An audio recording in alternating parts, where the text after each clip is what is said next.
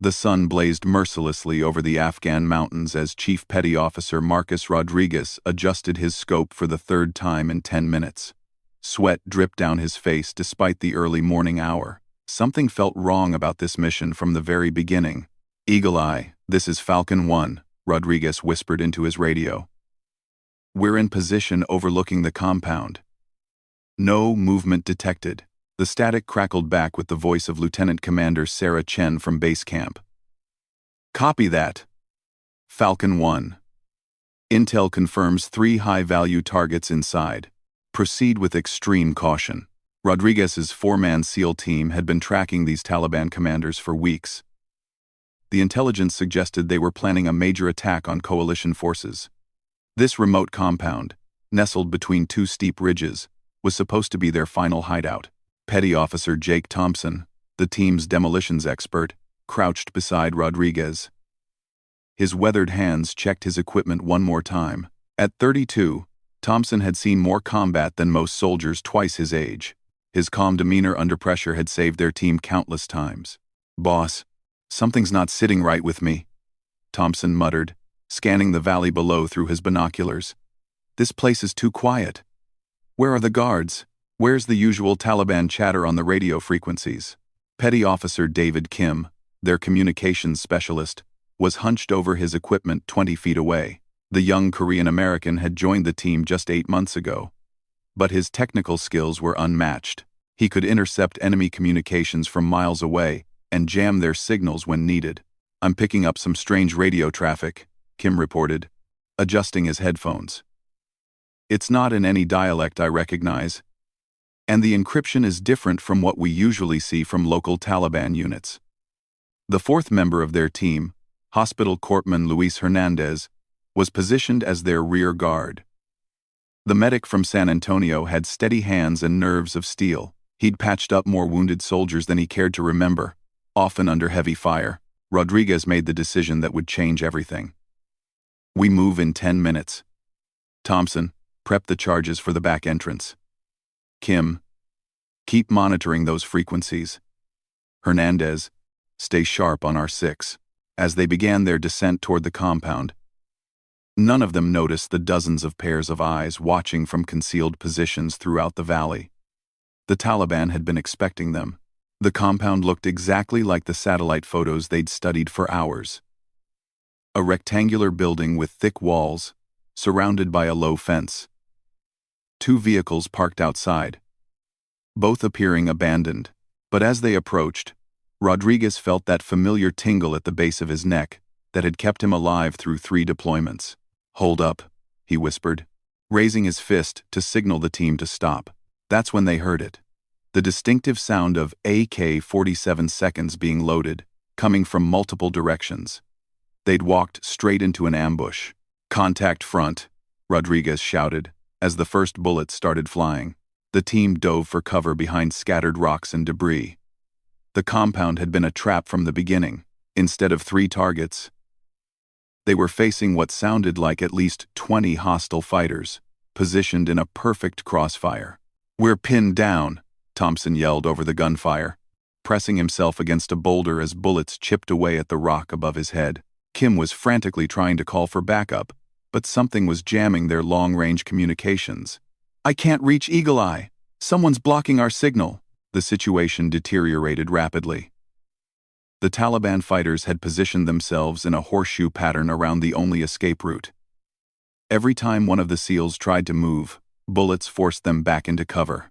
Rodriguez assessed their tactical situation with growing concern. They had limited ammunition, no way to call for air support, and enemies positioned on higher ground all around them. The compound that was supposed to contain their targets was actually the center of a carefully planned killing zone. "Boss, we need to move now, or we're going to be overrun," Hernandez called out, bandaging a graze on Thompson's arm while keeping his rifle ready. But every direction led to certain death. The Taliban fighters were patient, well-positioned, and clearly had been planning this ambush for some time. They knew exactly where to position themselves to cut off all escape routes. As the afternoon heat intensified, their situation became more desperate. Water was running low, Ammunition was limited, and the enemy showed no signs of backing down. Rodriguez realized they'd been set up from the very beginning. The intelligence about the compound had been deliberately leaked to draw them into this trap. "Contact right!" Kim shouted, as another group of fighters attempted to flank their position. The team was fighting for their lives, but they were outnumbered and outgunned. Rodriguez knew they had maybe an hour before the Taliban moved in for the final assault. "We're in serious trouble," he muttered into his radio, hoping against hope that someone, somewhere, was listening. The sun reached its peak as the SEAL team found themselves in an increasingly hopeless situation. Rodriguez wiped the sweat and blood from his forehead, trying to think of any possible way out. They'd been pinned down for 3 hours now, and their ammunition was running dangerously low. "How many rounds do you have left?" Rodriguez asked, each team member through gritted teeth. 12, Thompson responded, checking his magazine. 8, Kim replied, his voice tense. 15, Hernandez added. But his medical supplies were more concerning. He'd used most of his bandages treating minor wounds, and they had no way to evacuate anyone seriously injured. Rodriguez had 17 rounds remaining. Against at least 20 well-positioned enemies, those numbers spelled certain doom. The Taliban fighters seemed to understand their predicament.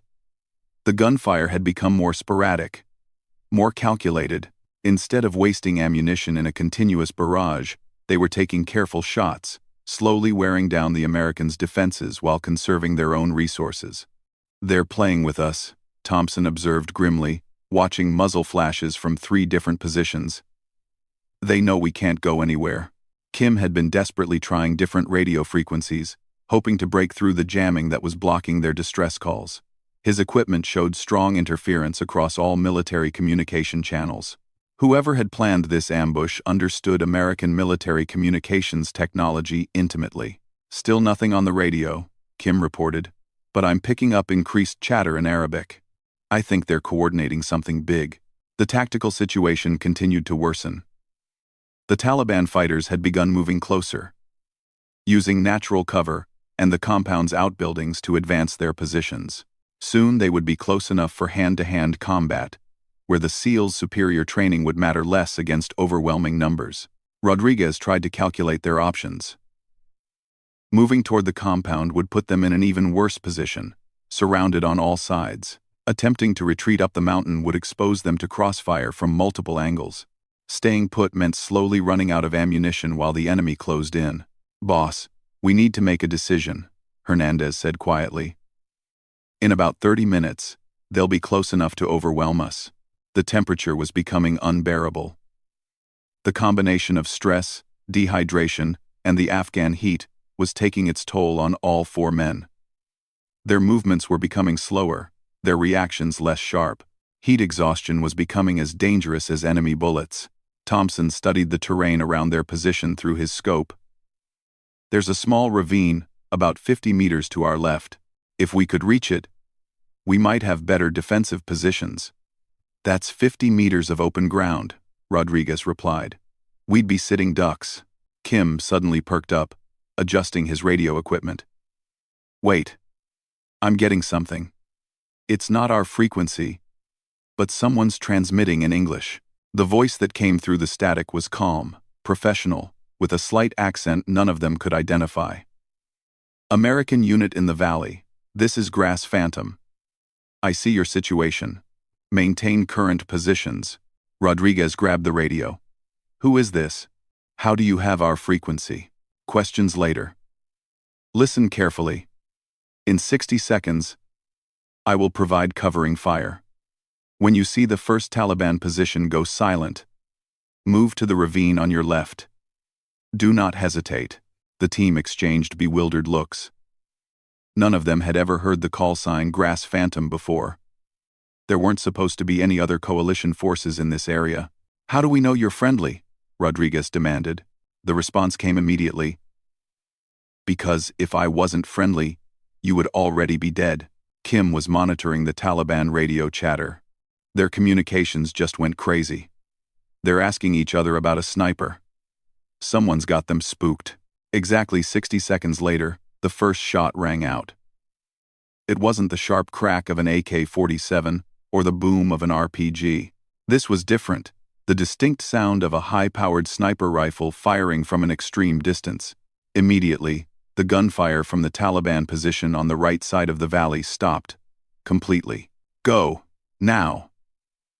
The 4 SEALs sprinted toward the ravine, expecting to be cut down by crossfire.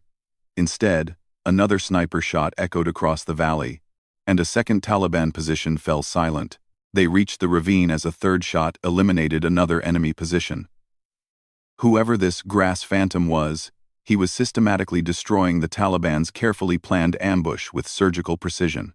How is he hitting targets from that distance? Thompson wondered aloud, setting up a defensive position in their new location. Kim was back on the radio. "Grass Phantom, this is Falcon 1. We're in the ravine. What's your position?" The calm voice responded immediately. "That's not important right now.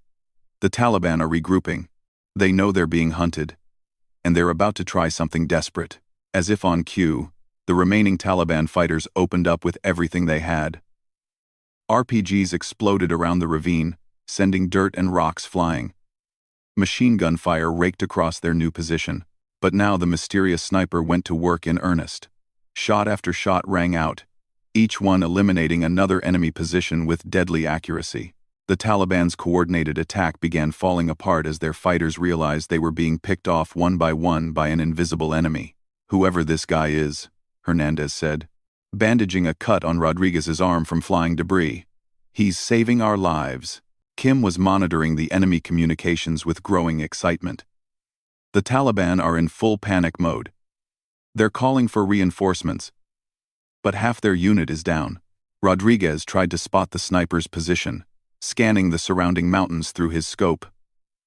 But whoever Grass Phantom was, he remained completely invisible. Even to trained military eyes, the gunfire from Taliban positions continued to decrease as the mysterious sniper methodically eliminated target after target. What had been a hopeless situation was rapidly turning in the Americans' favor. "Grass Phantom, we need to coordinate our movement." Rodriguez called into the radio. "Negative. Stay in the ravine. I'm not finished yet." The voice was calm, almost casual, as if picking off enemy fighters from impossible distances was routine work. Rodriguez had never heard anything like it in his 12 years of military service. The gunfire in the valley had almost completely stopped. Where 20 Taliban fighters had once held commanding positions, now there was only silence. Rodriguez counted the shots they'd heard, 17 in total. Each one had found its target with lethal precision. "Grass Phantom, this is Falcon 1. Rodriguez called into the radio. "The area appears to be clear. What's your status?" Quote, "Give me 2 minutes to confirm all targets are neutralized," came the calm response. Kim was monitoring Taliban communications, but the radio chatter had dropped to almost nothing. "Boss, I'm only picking up 2 or 3 voices now, and they sound like they're retreating." Thompson was studying the Taliban positions through his binoculars, trying to understand what had just happened. "I've never seen shooting like that in my life. Some of those shots had to be over 800 meters in this terrain." 2 final rifle shots echoed across the valley in quick succession. "All clear." Grass Phantom's voice crackled through their radio. "You can move to the compound now. Your targets are inside." "Exactly as your intelligence indicated." Rodriguez was stunned. "You mean the mission can still proceed?" "The Taliban set up an ambush using accurate intelligence about your mission. But they didn't know about me. Your original targets never left the compound. They were using their own fighters as bait to capture an American special operations team." The 4 SEALs carefully made their way to the compound, weapons ready. But the mysterious sniper had been correct. The building was now accessible, with the Taliban's entire ambush network eliminated. Inside the compound, they found exactly what their intelligence had promised: 3 high-value targets, along with detailed plans for attacks on coalition forces. The mission that had seemed like a complete disaster was actually a success. "Grass Phantom, we need to know who you are," Rodriguez insisted, as they secured the site. This will need to be included in our after-action report. For the first time, there was a long pause before the response came. Check the ridgeline to your northeast, about 1,200 meters out. Thompson trained his powerful scope on the indicated area. It took him several minutes of careful searching before he spotted anything unusual. There's someone moving up there. Looks like he's wearing some kind of camouflage I've never seen before. Rodriguez took the scope and looked for himself. The figure was almost invisible against the mountain terrain, but gradually became clearer. It was a single man, carrying what appeared to be a custom rifle with an unusually long barrel. His clothing seemed to shift color as he moved, blending perfectly with the surrounding environment. He's coming down, Thompson observed. 20 minutes later, they got their first close look at the person who had saved their lives.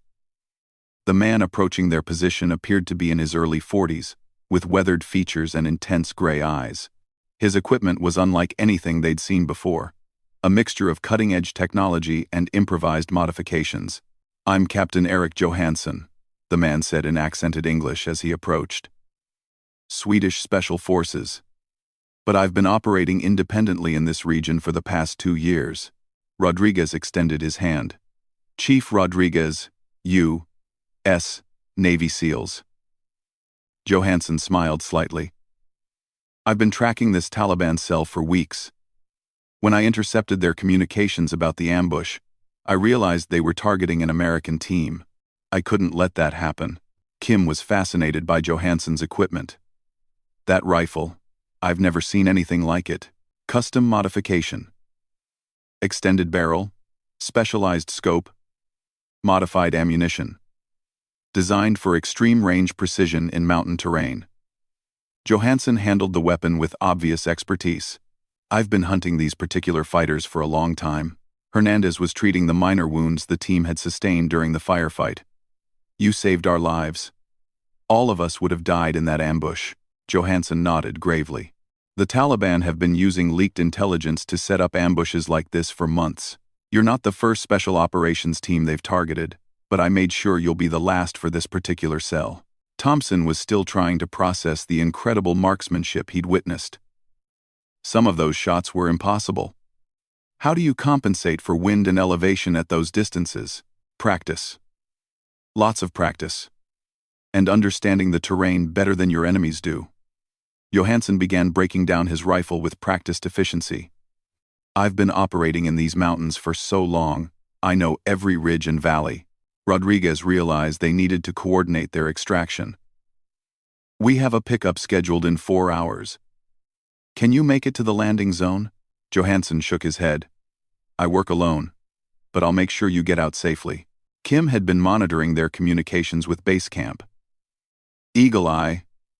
This is Falcon 1. Mission successful. But we had assistance from friendly forces. Request immediate extraction." Lieutenant Commander Chen's voice came through clearly, now that the Taliban jamming equipment had been destroyed. "Copy that, Falcon 1. Chopper inbound. ETA 40 minutes. As they waited for their extraction, Johansson shared what he knew about Taliban operations in the region. His intelligence was incredibly detailed, gathered through months of careful observation and infiltration. "They've been planning something big," Johansson explained. "What you found in that compound, those are just the preliminary plans. The real threat is still out there." When the sound of approaching helicopters filled the air, Johansson prepared to disappear back into the mountains. "How do we contact you if we need your help again?" Rodriguez asked. Johansson handed him a small radio device. "Monitor frequency 147.3 megahertzes. If you're in trouble in these mountains, I'll hear you." As the rescue helicopter touched down, Johansson was already moving toward the ridgeline, becoming invisible against the terrain once again. Rodriguez and his team boarded the helicopter. Mission accomplished and lives intact, thanks to the mysterious Swedish sniper who had appeared when they needed him most. "Who was that guy?" the helicopter pilot asked as they lifted off. Rodriguez looked back toward the mountains where Johansson had vanished. "The grass phantom. And I hope we never need to call